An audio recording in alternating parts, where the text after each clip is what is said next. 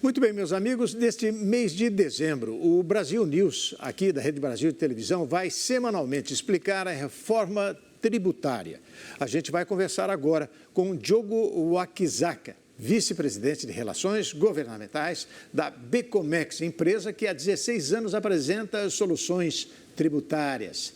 Seja bem-vindo, Diogo.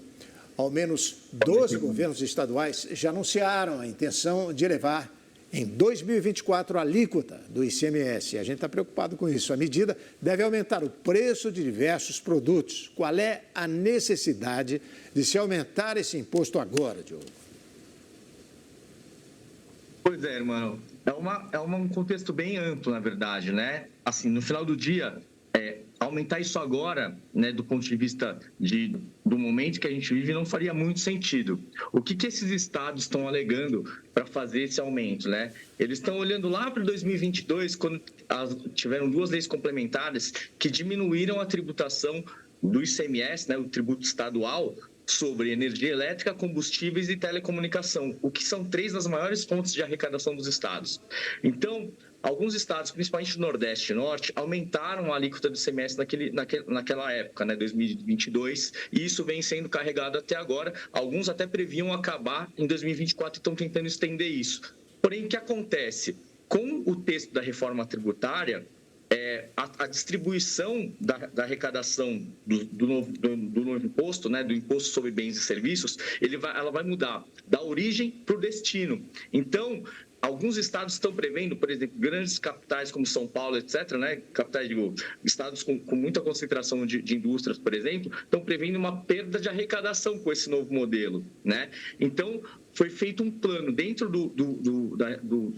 da emenda constitucional, do projeto de emenda constitucional da reforma tributária, de 50 anos de transição entre esse modelo da origem para o destino, né?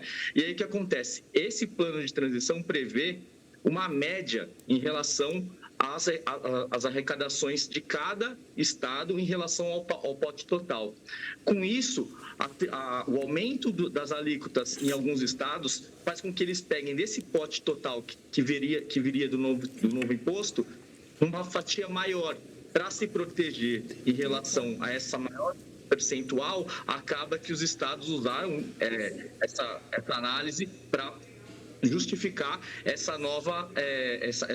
esse aumento de carga tributária, né? Esse aumento do ICMS neste momento. Tá? Então, num ano difícil, né? Porque ano que vem tem eleição e tal, eles já estão tendo dificuldade isso nas assembleias legislativas, principalmente, mas esse é o contexto, essa foi a explicação que eles usaram para poder fazer, para publicar esse documento onde eles dizem que vão realmente aumentar os percentuais de ICMS nos estados.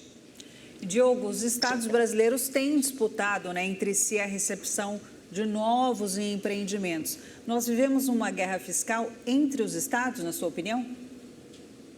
Sim, atualmente, com certeza, que tanto do ponto de vista da atração dos novos investimentos, quanto também de quem paga essa conta, né? Hoje, como com esse modelo da tributação na origem, né, o que acontece é que o benefício fiscal que é dado por um estado pode acabar sendo pago por outro. Por quê? Porque como você passa crédito para outro estado, quando vende para outro estado, e esse crédito às vezes está destacado na nota ali, mas não foi pago, né? Não foi efetivamente pago, acaba tendo essa guerra em relação aos estados, inclusive quanto à arrecadação. O que acontece aqui é que, no meio dessa disputa, quem acaba se prejudicando é o consumidor, né? Porque agora a gente está falando aí de um produto que custe hoje R$100, ele vai passar automaticamente a custar aí 101,86, coisa perto disso, né? Por quê? Porque você vai ter esse aumento de 1,5 na carga tributária do ICMS, por exemplo, se você passar no que está sendo publicado ali por São Paulo, de 18 para 19,5, né? Outros estados já estão passando de 20%. Então, assim, o negócio está realmente caminhando para uma complicação para o lado do consumidor, que é quem paga a conta no final do dia, né?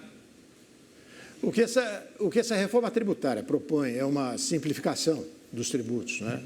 E promete tornar o sistema mais claro, esse é o grande objetivo, não é? Você enxerga que isso será sentido de fato pela população? A gente vai sentir isso realmente? Olha, irmão, eu tento ser muito otimista, né? Eu trabalho com isso há vários anos já e estou muito empenhado em tentar melhorar o máximo possível o texto da PEC, da reforma tributária, né? E então eu acredito que assim vai melhorar. O problema é que assim tem uma transição de 10 anos onde a gente vai conviver com os dois modelos. Então vai ficar mais complicado quando você estiver rodando com os dois modelos, mas quando terminar essa transição para o modelo novo, ele tende a ficar mais simples, né? E aí a questão é, se você simplifica o modelo, você não tem um ganho de redução de carga nesse momento, né? O que acontece é que as empresas terão menos trabalho para calcular impostos, né?